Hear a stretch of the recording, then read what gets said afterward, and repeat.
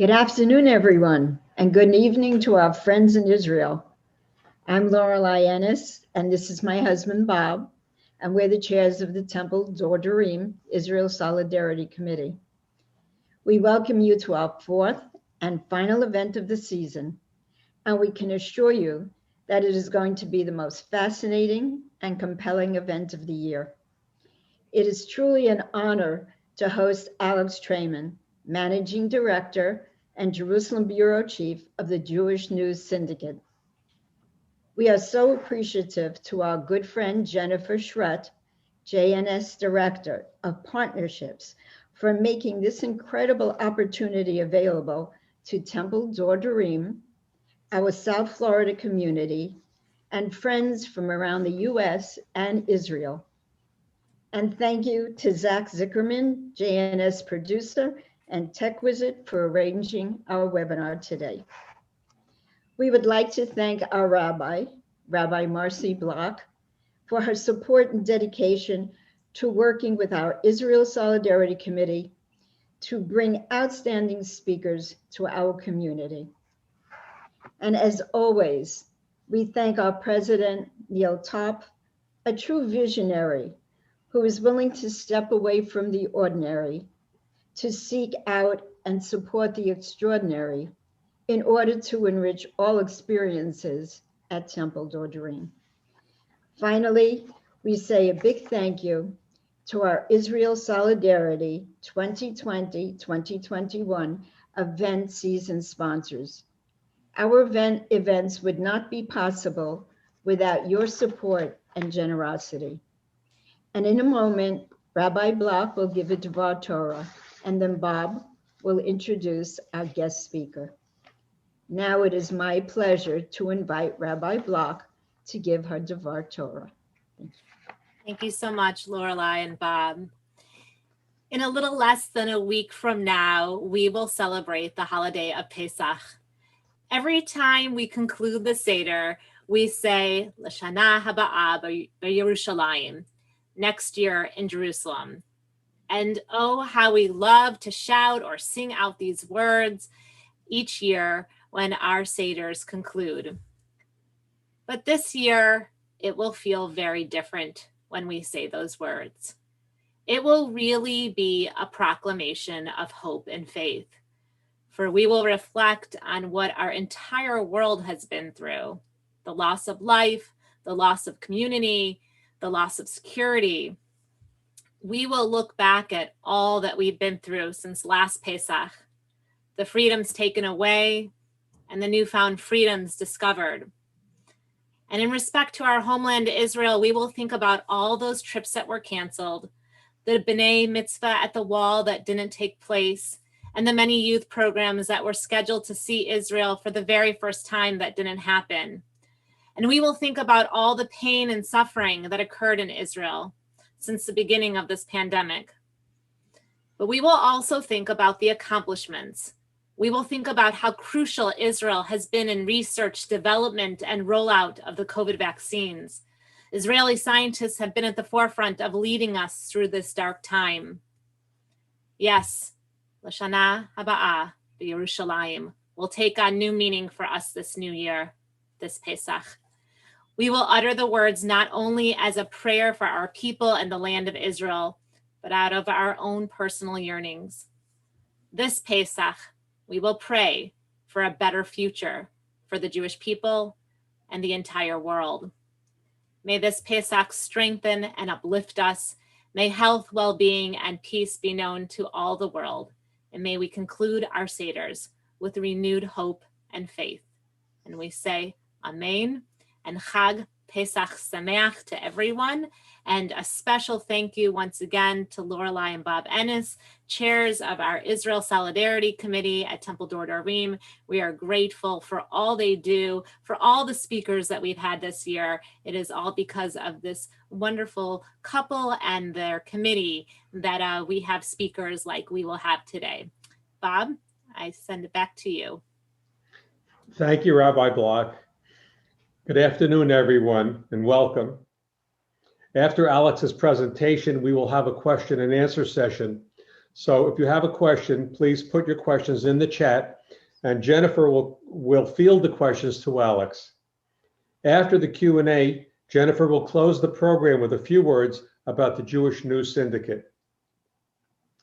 Alex Traiman is a veteran Israeli journalist. He's also a radio show host, a documentary filmmaker, a startup consultant, and a public relations specialist. Alex frequently writes on Israeli developments and on U.S.-American relations and Israel relations. Under Traiman's leadership, JNS has grown into a journalistic force, respected by the administrations of both Israel and the United States. Readership continues to grow exponentially, and JNS articles are syndicated in over 70 publications, including America's most prominent Jewish newspapers and internet publications around the world. Articles are often cited in the mainstream media. Now it is my great pleasure to introduce to you Alex Traiman. Well, thank you so much, Bob, and to Lorelei, and also to Rabbi Block for the inspiring words, which perhaps I'll add on to only at the end to further, give a sense of hope and meaning and upliftingness, if that's a word, I'm not sure. In any case, let's start with what comes on the eve of Passover, which is not just scrubbing our ovens and getting the chametz out of the house, but a fourth election in less than 2 years. And I know that many in the United States are tired of elections after a very difficult election season in 2020. And perhaps nobody's more tired of elections than Israelis who now are going to the polls yet for the fourth time. So how do you get to a fourth election in 2 years? Well, I think it's important just to quickly summarize how you actually choose a prime minister in Israel and how a prime minister governs, which makes things a little bit different than the United States. Obviously, in the United States, you basically have a two-party system. The candidate for the president of the United States from each party is clearly established, and everybody knows who they're voting for. And then at the same time, you have a legislative election for congressmen and senators. Each one of the congressmen and senators is part of represents a specific district. The senators represent a state, and the congressmen represent specific regions. In Israel, it's not like that at all. If you look at the polls today, you might have as many as 13 parties entering into the Knesset. When Israelis go to the voting booth, they will be in front of a booth that has over 35 pieces of paper, each one representing a different party. And they'll pick the one party that they want to vote for in the election and put it into the box. It's a piece of paper, goes into a cardboard box, and you select the party that you want to represent you in the parliament. Now, each party has their own party list, which includes a leader. Presumably, the leader would be the chosen representative to be the prime minister, should that party receive the most votes. And then each one of the parties that receives more than 3.25% of the votes, which is essentially equivalent to about 4 seats out of 120 mandates in the Knesset, will enter into the government. So it looks, based on the polls, like I said, about 13 parties will enter into the government. And it is only once that all the paper ballots have been counted, which can take several days after the election, that we will understand how many mandates each party has. Once the mandates are counted and distributed among the parties, the head of each party will go in for a meeting with the president of Israel, that's Reuven Rivlin, and they will recommend a particular candidate to be the prime minister. Whichever candidate receives the most recommendations to become the prime minister gets the first opportunity to form a majority coalition. The majority coalition is a group of parties that come together that agree to govern as a unit that have more than 61 out of the 120 seats. So this is obviously a difficult process, especially in a country that is a Jewish country with 13 parties, all of them having differing or similar ideologies that all need to come together, not only to agree on what issues the government, the coalition will tackle together, but also which positions, which various ministries, the various party members will be given in the government. And that's also a key difference between Israeli governance and American governance, is that the ministers in the executive cabinet are chosen from among the parliamentarians. So you have an overlap between the executive and the legislative branches of government. So these are just some of the differences. And what's happened in the first three elections is that Prime Minister Benjamin Netanyahu, who's now been the prime minister for 12 years running and about 15 years in total, has had a hard time forming a majority between his preferred coalition partners, which include members of the Israeli right wing and also the ultra-religious parties. So these are Netanyahu's preferred partners. He preferred to have a right-wing government. However, in the three consecutive elections, the right wing came up just a few seats short of 61, anywhere from 58 to 60, yet not enough to make a majority. And over the years, Netanyahu has been a very successful prime minister on the one hand, is a very polarizing politician on the other. He has made many political enemies along the way, many times because he's made promises that he's not kept, both to the electorate as well as to his colleagues, promising people positions that he never gave them, promising to tackle issues that he never tackled. A primary example of that would be prior to the third election, Netanyahu promised that if he would be reelected, that he would apply Israeli sovereignty to the Jordan Valley, which is right along Israel's eastern border with Jordan. It's part of the disputed territories in Judea and Samaria, commonly known as the West Bank. Netanyahu said he would apply sovereignty. However, with the signing of the Abraham Accords, which we'll talk about later, he didn't do that. And so you could say that he made a campaign promise, which galvanized the right-wing base, but then didn't fulfill that promise. And that happens over and over again. During the third election, Netanyahu had promised Nir Barkat that if he formed the government, that Nir Barkat, the former mayor of Jerusalem, who's a member of Netanyahu's Likud party, would become the finance minister. But ultimately, when push came to shove, Netanyahu appointed Yaakov Katz to be the finance minister. So things like this have made Netanyahu a very polarizing politician over the years. And as such, many of his previous allies turned into political enemies and have refused to sit with him. And at the same time, while Netanyahu has not been able to form his preferred parliamentary coalition, those that oppose his continued rule have similarly had a difficult time forming a majority coalition. And this is because the parties that really oppose Netanyahu's continued reign range from the right of the Israeli political spectrum to the left, and have their own issues when it comes to negotiating a coalition, and have been unable to do so. One other factor is that among the 120 Knesset members in the government, in the third election last year, 15 of those seats went to Arab parties. And the Arab parties have never joined a government led by the Israeli left or the Israeli right. And in fact, during the campaign, one of the heads of the Joint Arab List said, it doesn't matter to us whether it's Netanyahu or Gantz, whether it's the prime minister or the former general, chief of staff of the IDF. To us, they're the same. We're not joining him and we're not joining him. So when you run coalition math with 15 Arab seats, that means they're not going to join one government or the other. So you have to form a majority of 61, not out of 120, but actually out of 105. So that becomes a little bit like a supermajority among the Zionist pro-Israel parties.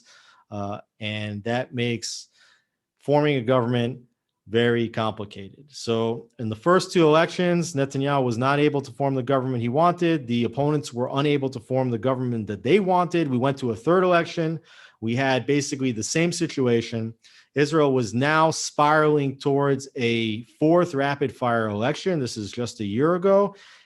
And at the same time, the very first confirmed cases of coronavirus were confirmed, were identified.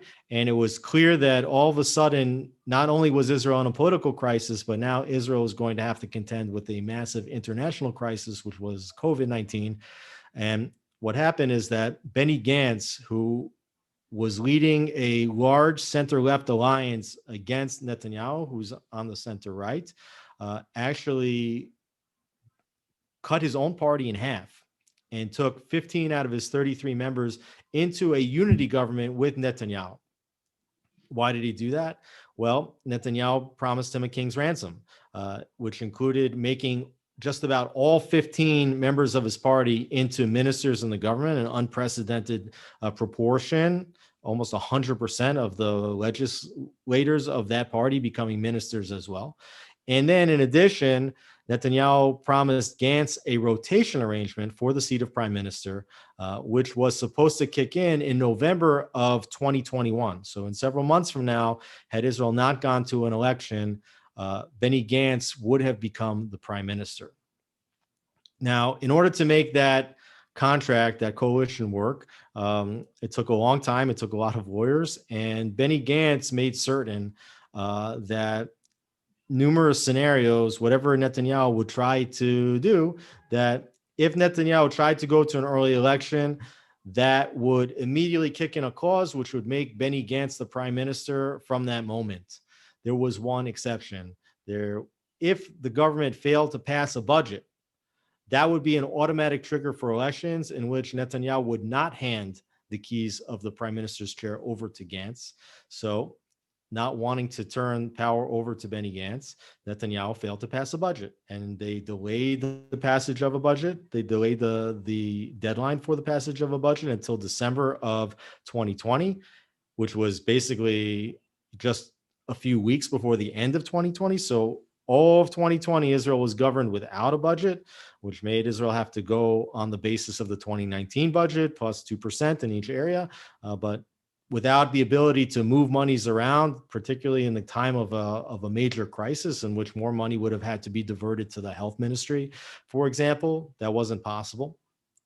And so Netanyahu used this budget trigger as the mechanism in order to avoid the rotation and to send Israel to yet a fourth election.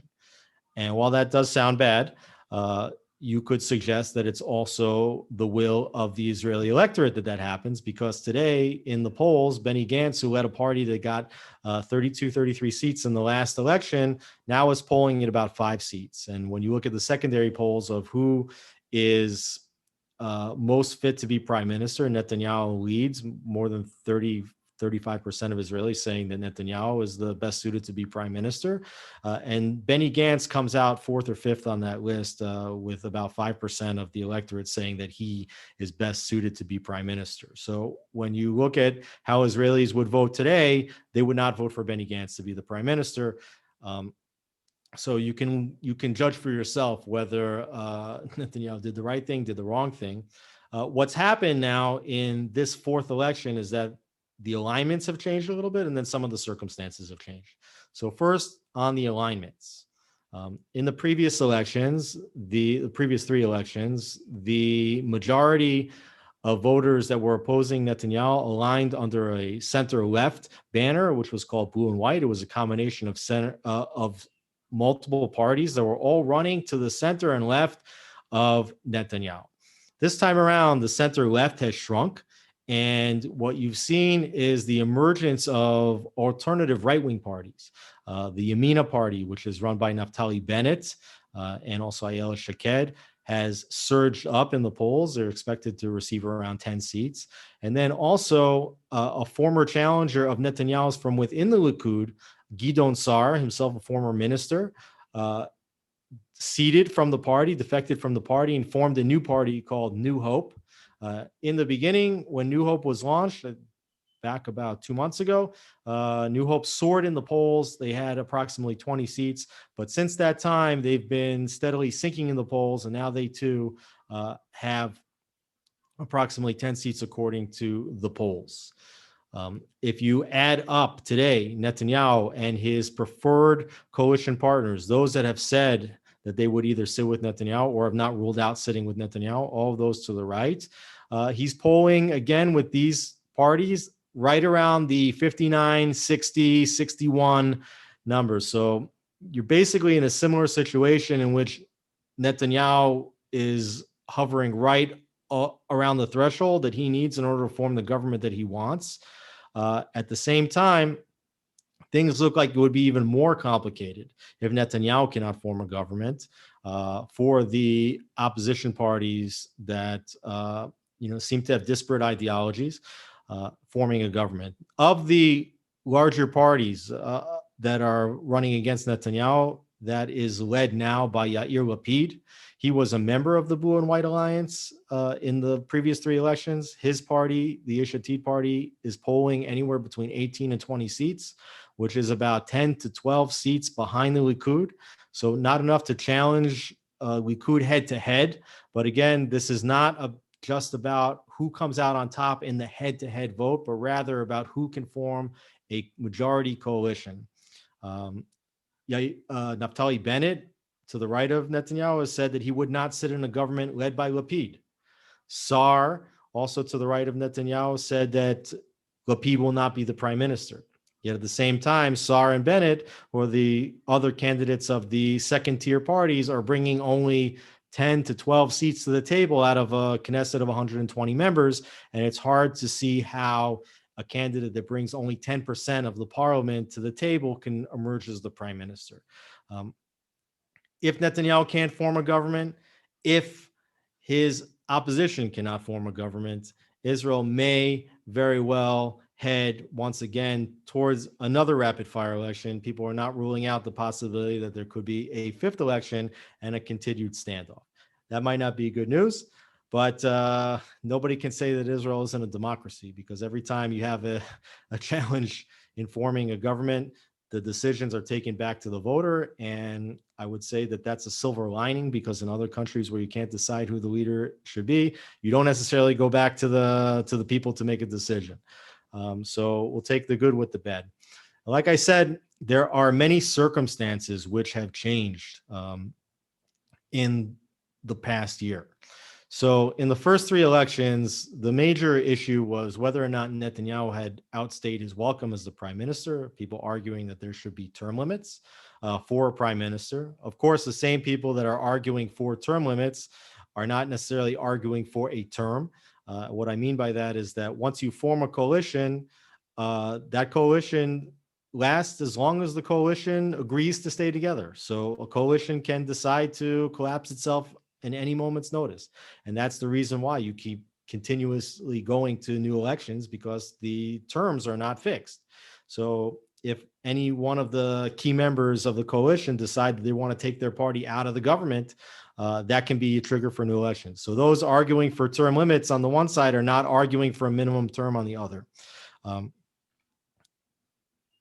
Of the key issues regarding Netanyahu and his stay in office has been 3 separate corruption cases which have been opened against the prime minister, cases 1,000, 2,000, and 4,000. I won't get into too much detail, but one of the cases, case 1,000, has to do with the prime minister over a period of several decades receiving large gifts from personal friends, including cigars, champagne, suits, other things like that he should have reported, did not report.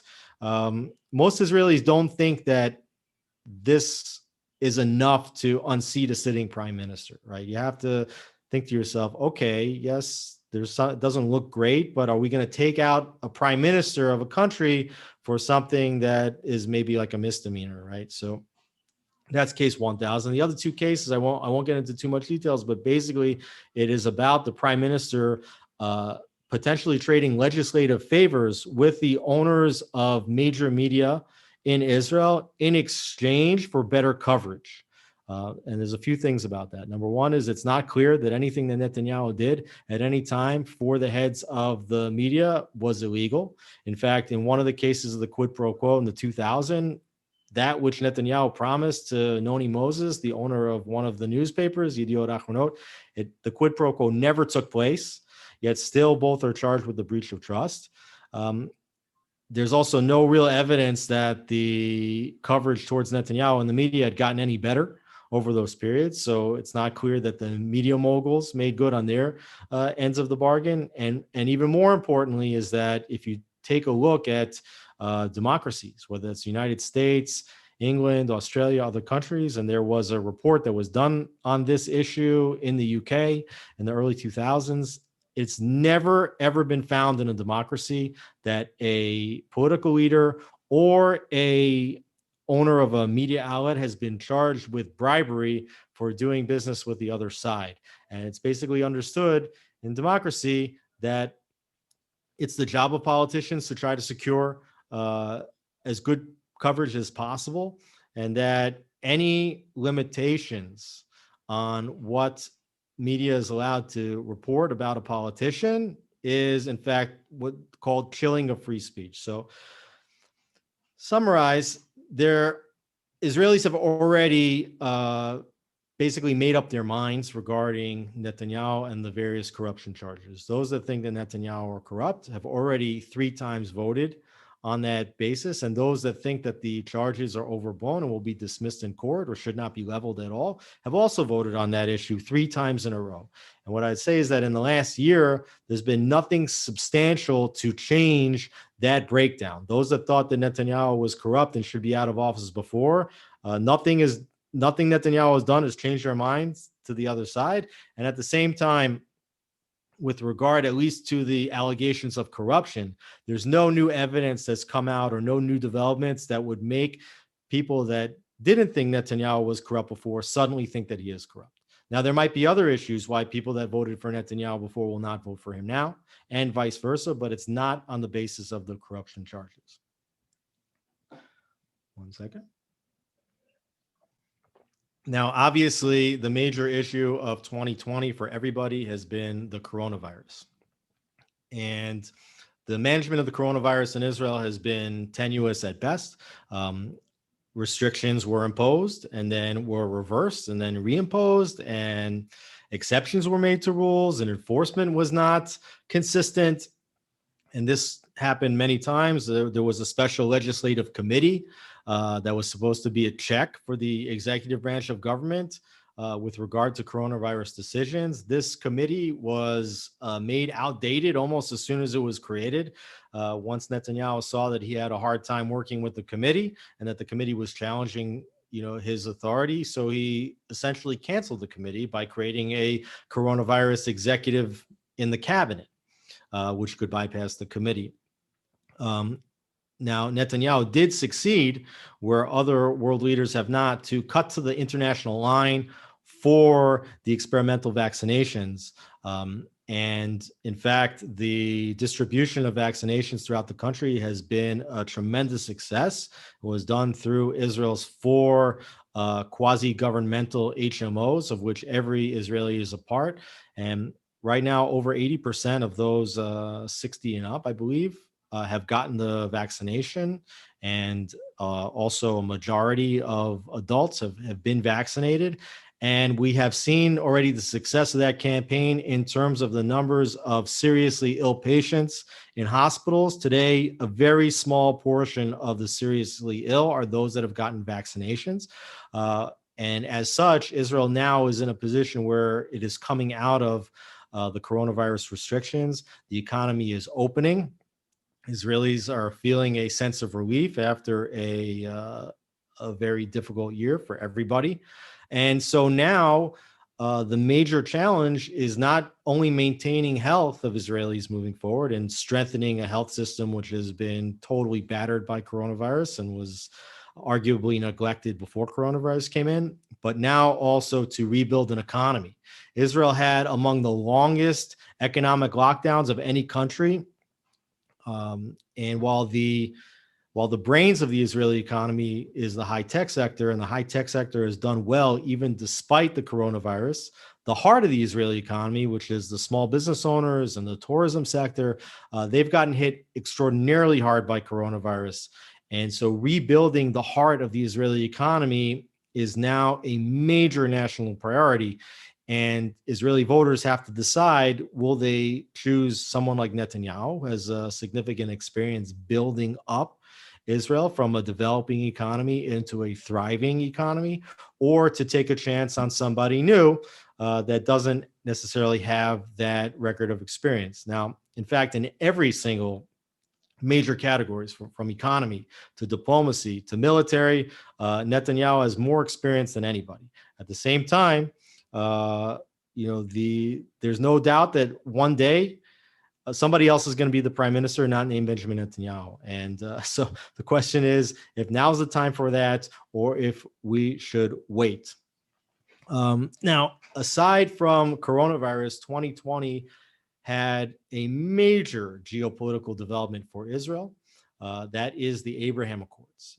Really, nobody saw the Abraham Accords coming, but suddenly Netanyahu was able to, working together with the Trump administration, to forge several normalization agreements with the United Arab Emirates, with Bahrain, with Morocco, Sudan. Also, additional agreement was made with Kosovo. And Netanyahu said as recently as last week that there will be normalization agreements with at least 4 other countries in the near future. Building upon these agreements is definitely a major national priority. Now, how did that come about? How did these Abraham Accords happen? Well, it deals to a large extent with another major challenge in the region, which is Iran. Now, in 2015, President Obama entered into the Iran nuclear deal, the JCPOA. Now, Prime Minister Netanyahu was a major opponent of the JCPOA.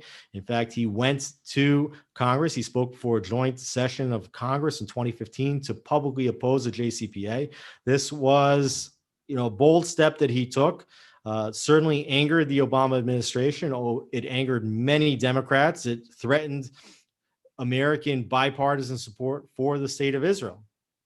At the same time, this speech was perhaps a turning point in the Middle East because nations in the region who are also very afraid of Iran's malign activity in the region, their pursuit of a regional hegemony, and the pursuit of illicit nuclear weapons and ballistic missiles, take the Iranian threat seriously.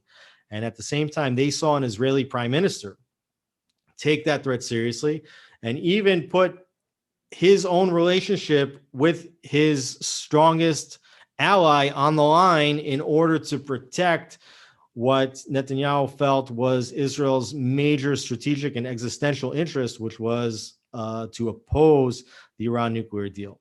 And this turning point, which also then was followed up by several significant military actions and covert actions against Iranian interests in the region, helped other nations recognize that Israel takes the threat seriously, puts their money where their mouth is actually working to reduce Iranian push throughout the Middle East. And at the same time, seeing how the United States had violated some of its own red lines. For example, in Syria, when President Obama had said that if Bashar Assad would use chemical weapons against his own people, that would be a red line. That red line was crossed, and it wasn't really met with a fierce reaction. And then also, countries look at how President Obama withdrew support suddenly for Hosni Mubarak in Egypt, a longtime ally of the United States and considered one of the more stable partners in the region, but Obama withdrew support. And that made other countries wonder about whether they could depend on the United States long term if they would face a threat from an enemy like Iran. So due to, on the one hand, not necessarily trusting if America will be there as a solid ally in a time of crisis, and also seeing that Israel would protect regional interests, even at the expense of diplomatic relationship with the United States, are factors that helped turn these countries towards Israel. And I think you can say that the Abraham Accords were the greatest geopolitical achievement of 2020 for any country. And so Israel was very fortunate to have them. And now, as the United States is going back, potentially going back into the JCPOA, and the reason why I say that is because if you take a look at the people that the Biden administration have appointed into many of the key positions in the National Security Council, in the State Department, and elsewhere, that you find numerous architects and negotiators of the original Iran nuclear deal.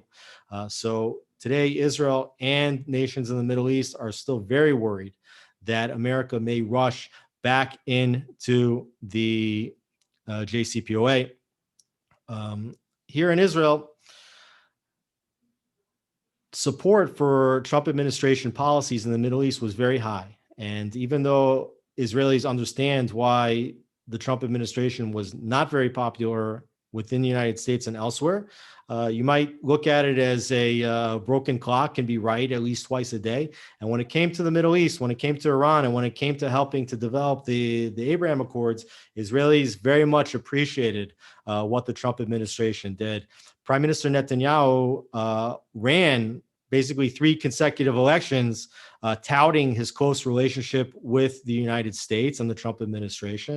That relationship brought many different achievements for Israel, including the recognition of Jerusalem as Israel's capital and the moving of the embassy from Tel Aviv to Jerusalem to the capital city. Is American recognition of Israel's sovereignty in the strategic Golan Heights on the border with Syria, and also that the United States contended for the first time that Israeli settlements did not constitute a violation of international law. So those are 3 major things that the United States did for Israel during the Trump administration. Now, it is quite unlikely that the Biden administration would seek to move the embassy out of Jerusalem. In fact, they would have to pass a new law in order to do that. It's quite unlikely that they would no longer recognize Jerusalem as Israel's capital. And it's even very unlikely that a Biden administration would choose not to recognize Israeli sovereignty in the Golan Heights. It is quite reasonable that the Biden administration will withdraw what we call here in Israel the Pompeo Doctrine and say that, in fact, that Israeli settlements are a violation of international law. That's something that would certainly, upset the Israelis, but something that they're prepared for. Also, another thing that the Trump administration did for Israel, which was very helpful, was provide diplomatic cover in the United Nations. Nations understood that the United States would veto any resolution that came forth in the General Assembly or in the Security Council that was perceived as anti-Israel. So those resolutions were not brought to the table. Not only that, the Trump administration defunded UNRWA, defunded UNESCO. And so there was always a threat on the table that if a international body was acting specifically to single out Israel, that they might lose funding. So because of that, what you saw was for a period of several years that organizations took a more passive approach to dealing with Israel. And yet now, as soon as the Biden administration takes office, you see the International Criminal Court and the outgoing prosecutor saying that they would open up an investigation potentially into Israeli war crimes over the last several years against Palestinians and against Gaza, and also look at Palestinian war crimes. But usually we know how these investigations go, and they tend to unfairly single out Israel. So there's a question about whether the United States will provide diplomatic cover for Israel in the international forums. Now, as I had mentioned, this obviously raises some tensions with regard to Israeli and U.S. relations.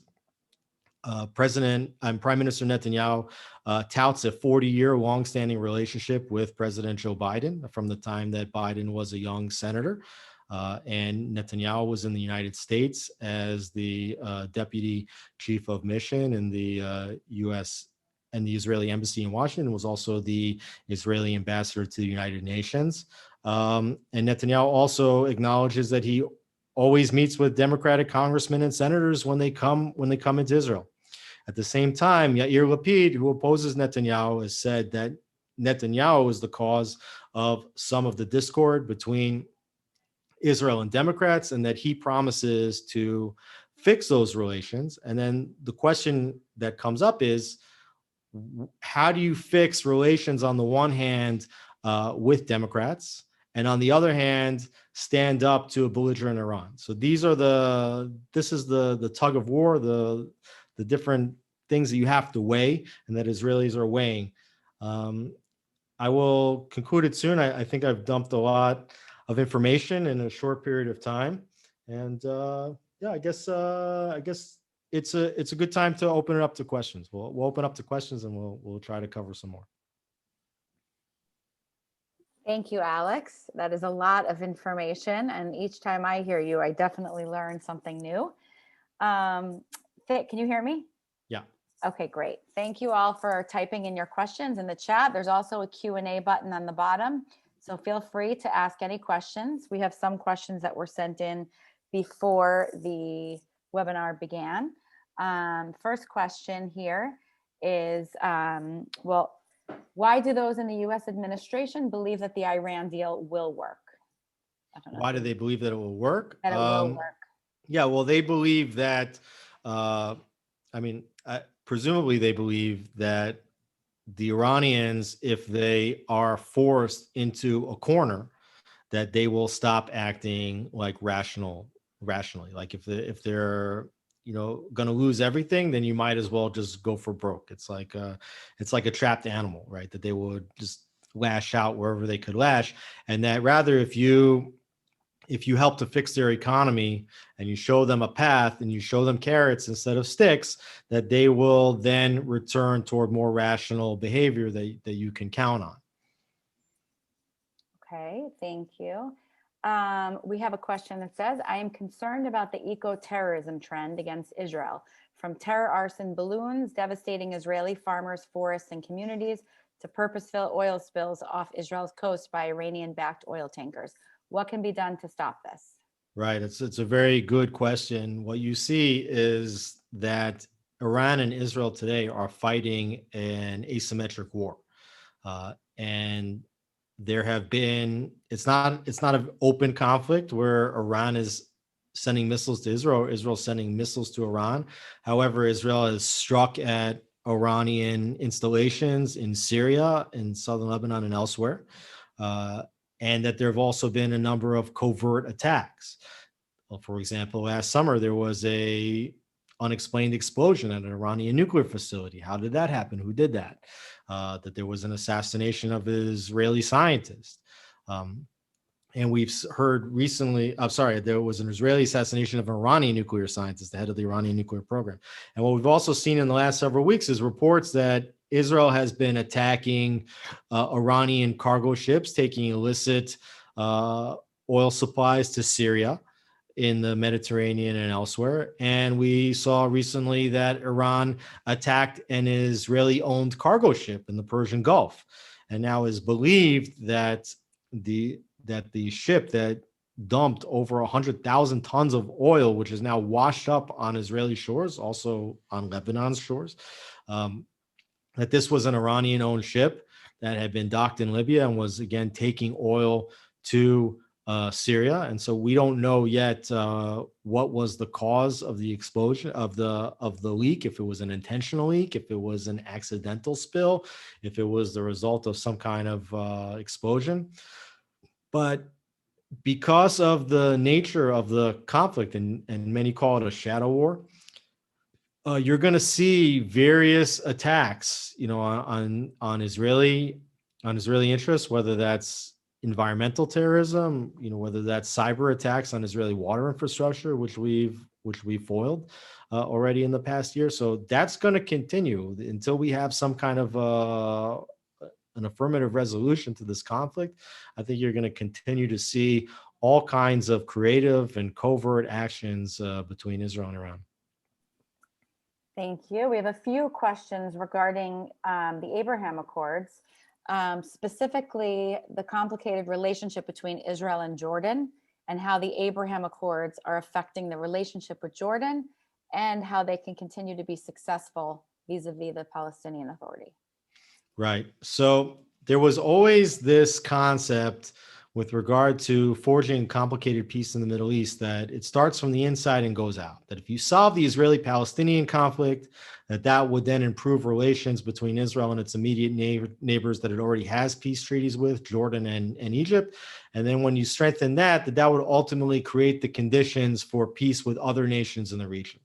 Now, Prime Minister Netanyahu has stated many times for many years that he believes that the opposite is actually the case, that you can create peace in the region by working from the outside in, that if you forge relationships with countries that are not necessarily your direct enemies, and rather you show how common interests can bring parties together, and you forge peace, that can actually put pressure from the outside in.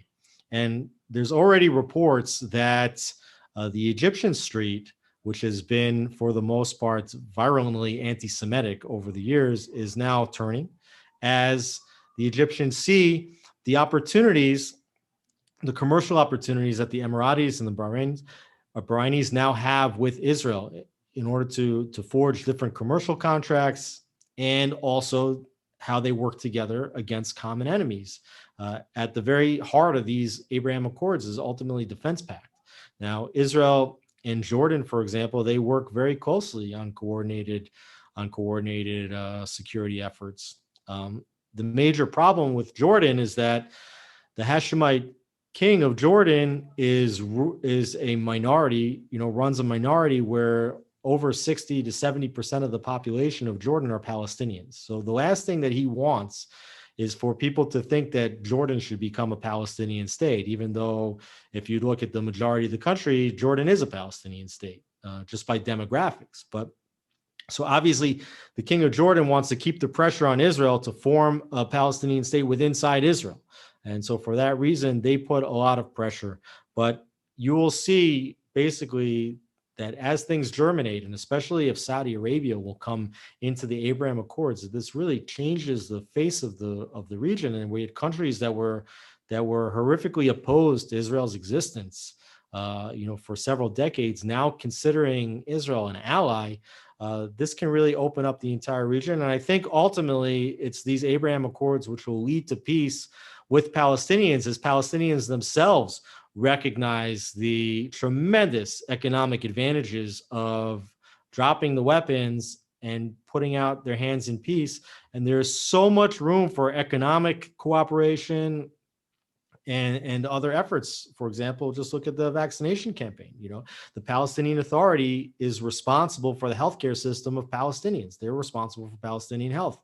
Now, if you had a better working relationship, so perhaps Israel could have worked to acquire more vaccines early on for the Palestinians. These are things that can happen when Palestinian Authority is not using its funds to pay for the salaries of Palestinians that are sitting in prison for either committing acts of terror or paying, stipends to the families of terrorists that were killed in action. This is called the pay to slay, which is about $150 million worth of the Palestinian budget going to pay these salaries to prisoners and martyrs. So when you create the conditions for peace, the economic opportunities and the interests are dramatically improved. And hopefully Netanyahu will be proven right that this outside-in approach is the key to peace in the Middle East. Okay, great. Again, feel free to type any questions in the Q&A and we'll try to get to everybody's questions. The next question is, why did Israel decide not to allow King Hussein to enter Israel to visit the Temple Mount? And was that behind Jordan's refusal to allow Netanyahu to fly over the airspace in the UAE? Yeah, it's a complicated story. First of all, it wasn't the king; it was the foreign minister who was going to go to the Temple Mount. It's not clear if it was the foreign minister himself that, for various reasons, chose not to go. It's from Israel's perspective, it seems clear that they would have allowed it and that they had various reasons to allow it. Also, with regard to Netanyahu's trip to the UAE, we're not 100% sure why that trip was canceled. It could be that it's being blamed on this flyover. Now, would it have been possible perhaps for Netanyahu to fly south of Jordan and go over Saudi Arabia? Would have added perhaps 45 minutes to an hour to his trip to do that. So if that was really an issue, perhaps Netanyahu could have gotten to the Emirates anyways. That same day, Prime Minister Netanyahu's wife, Sarah, was admitted to the hospital for an appendectomy. So we're not really sure what stories are today real and what stories are not real, and what the answers are. I'll give you just two examples of that. So I think everybody might remember several weeks ago that there were all of these stories about how Israel was upset that President Biden was not calling Prime Minister Netanyahu. So this is a story that was planted by the Lincoln Project, who was hired by Gideon Sa'ar as a consultant, as an election consultant, and they did that in order to make it look like Netanyahu doesn't have a close relationship with Joe Biden, like he said. So they were using that and putting that story into the media specifically for the purpose of trying to make Netanyahu look bad. And at the same time, you also saw a story recently that the Emiratis were furious. This was in the AP. Emiratis are furious that Netanyahu wanted to use the Abraham Accords as part of his election campaign. But this also was a story that was planted, that there was a donor to a major campaign against Netanyahu that basically got one Emirati to say that to a member of the press. And that all of a sudden becomes a major news story. So you have the same thing in America. You have very, very dirty politics, electoral politics, working with the media to try to get people in or to get people out. And unfortunately, it actually works against the interests of the country, regardless of who's the prime minister. You don't want to exacerbate tensions between Israel and the United States, regardless of who the prime minister of Israel is, whether the prime minister's on the right or whether the prime minister's on the left. Everything has to be done to constantly strengthen the relationship. Same thing with the Abraham Accords. You don't want to create rifts between Israel and the Emirates or with Bahrain. But believe me, when it comes to this region, the Emiratis know what's the truth and what's not the truth. The AP can report one thing or another, but if the Emiratis may not feel what was reported in the media, they want these Abraham Accords to continue. They don't want anything to get in the way of that. Okay, great. Thank you. A few people have asked, I'm not sure if you saw in the chat, how you can get a recording of this webinar. So we will share a link to the webinar's recording by email with all participants after the webinar. So we thank you again for joining. And we will take one or two more questions in the chat or Q&A, so feel free to ask. Let's see what the next question is here.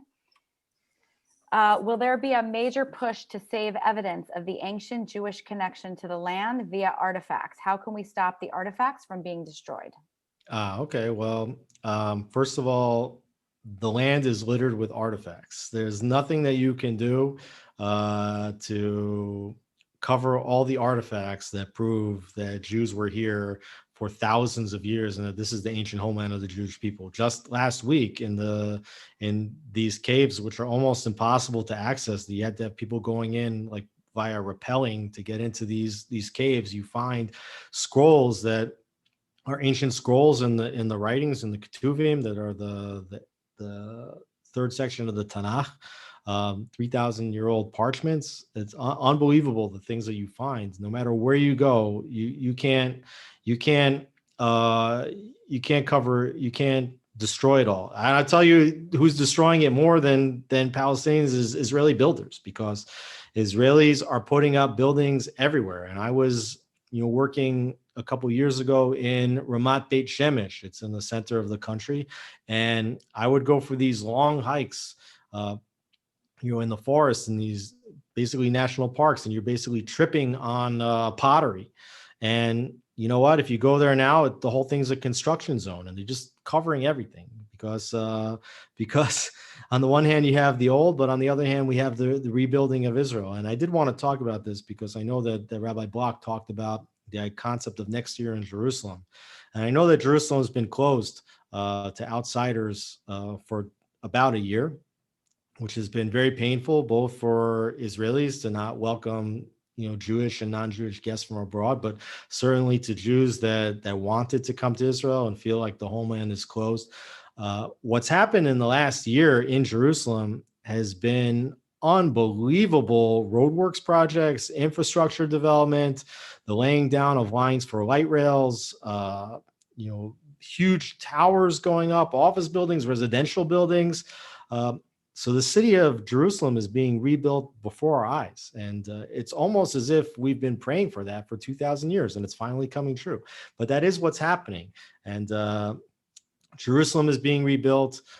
In the last several years, Israel has become much stronger. Israel has emerged into an economic power, into technological superpower, into cybersecurity power, and into a military regional superpower. So Israel is developing in an incredible way. The population is booming, and by and large, Israelis are happy. And that's very important. And just had a happiness index. Israel came in 12th place in the world in terms of happiness index. So, even though it's been a bitter year for the Jewish people and for really the entire world, still the Jewish people, and especially those living in Israel, have much to be grateful for and also much to be hopeful for as the Jewish project is really moving forward about as well as it's been moving since the destruction of the Second Temple. Amazing. Thank you, Alex. On that note, we'll take one more question unless there's any more that pop up. Someone mentioned about the 4 peace deals that are coming. You referenced it earlier. Do we know who those countries are and what it'll mean for Israel, or not yet? We don't know yet which countries they could be. It's strong potential that Oman might be next. There's other countries in the region that could follow suit. We don't know. It could be Iraq. Yeah. But I wouldn't rule out peace with any country in the region, to be honest. I wouldn't rule out a peace at some point with Syria. I wouldn't rule out a peace at some point with Lebanon. And I certainly wouldn't rule out peace with Saudi Arabia. And all the more so, I would not rule out peace with the Palestinians at some point, because I think that they recognize that Israel's in the Middle East to stay. Okay, whatever were the objections and the objectives of Arab countries in the region to try to push Israel into the sea, is not working. Okay, we're not going anywhere. We're here. Not only are we here, but we are strong. And that's what you want Israel to be. You always want Israel to be strong. Israelis want to be strong. And, if I had one piece of advice for Americans that are looking at Israeli policies, because oftentimes Americans can look at Israel and they could say, hey, the policies are backwards. Maybe they should, try to do everything that they can to create a Palestinian state. I think Israelis want peace with Palestinians more than anybody else wants peace between Israelis and Palestinians, and that Israelis understand the region. They know that the only way that you get to peace is peace through strength. That's the only type of peace that there can be. It's only when your enemies recognize that they can't defeat you, that's when you have the possibilities to make a lasting peace. So you always want Israel to be strong. And for Israel advocates in America, whenever you get to an issue and you want to know, should I support this or should I not support this? I think the first thing you should think is which way makes Israel stronger? Because whatever way makes Israel stronger, that's the side that you should support. Amen. Okay. This question, will the incoming congressional representatives come to Israel this year, usually hosted by AIPAC? That obviously depends on whether or not the sky's open. Obviously, we'd like everybody to come. We've seen time and again that when you actually tour the land, you understand it much better than when you're reading about Israel in an article or you're seeing about Israel in a news report, or if it's a webinar. When you see the land yourself, when you take a helicopter ride and you realize that in the middle of the country, you have about 90 seconds worth of airspace. If a jet was flying, coming across Jordan and was going to go to Tel Aviv to attack, that you would have 90 seconds in your own airspace to shoot down that plane. And that if you were to give away sovereignty in parts of Judea and Samaria, that you'd actually be giving away 60 seconds out of your 90 seconds. And you can see that, when you could be standing in the middle of the country and you can see from one side of the country with your naked eye to the other, then you understand a little bit more about the security needs of the state of Israel, which are immense security needs. So certainly we want everybody to come over and to see for themselves and to talk to people on the ground and to see why certain statements or policy suggestions that are coming out of Israel might be different than those that might be coming out of other places. Wonderful. That you've answered almost all of the questions. I think that's all of the ones I see. Do you want to say anything else in closing before I thank everyone for? Well, yeah, obviously what you saw from this presentation is that there are numerous issues that have to be juggled at the same time. Honestly, I didn't even touch on all of the key issues. Like we just dealt with the top level issues that are the biggest geopolitical issues. We didn't even touch on any of the major domestic issues like the religion and state issues, judicial reform, electoral reform, environment, education, So there's a lot going on here. Each one of the issues is complicated. There's never a black and white answer to any one of the questions. And really it's about, on the one hand, balancing, tremendous balancing act, balancing as many things as possible at the same time, and just trying to move the ball forward and get stronger. And I think that's been one of Prime Minister Netanyahu's driving strategies, which is try to make the state stronger however you can make it, which will put it in a better position to deal with the complicated issues later on. And you can, on the one hand, you can call it kicking the can down the road. And certainly on several key issues, cans are constantly getting kicked down the road, and it may come back to harm us later. At the same time, the hope is that the country will be stronger then and able to handle even a tougher challenge later than they might be able to handle it today. Amazing, amazing. Well, first of all, we would definitely like to thank Rabbi Block for allowing us to speak to the community. South Florida is near and dear to my heart. I grew up in South Florida. So thank you so much for allowing this to happen. And also a huge, huge, huge thank you to Dr. Bob and Lorelei on this. They are just, their energy is boundless, and we feel so grateful. I know I sleep better at night here in Israel, knowing that we have people like Bob and Lorelei fighting for us and bringing awareness to the forefront, issues that may not be covered by the mainstream media in America that most American Jews care about so much. So I feel very blessed to work with Alex at JNS. And JNS is a syndicate service. So you'll see a lot of our articles in about over 100 papers in the US and Jewish papers around the US.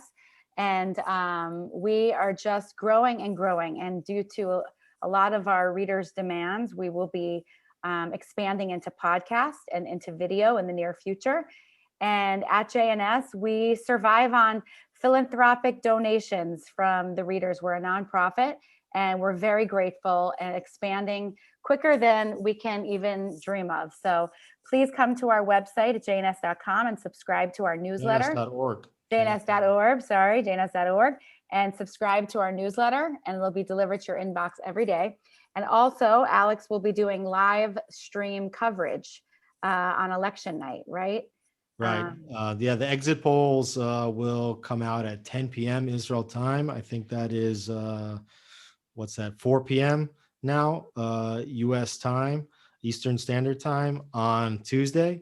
So we will bring you the initial exit polls, which give a good indication of where things stand. Of course, those exit polls will probably be modified, adjusted, and as the votes get actually counted over a period of several days. But we'll probably get an initial sense of if somebody has won the election, if anybody. We hope.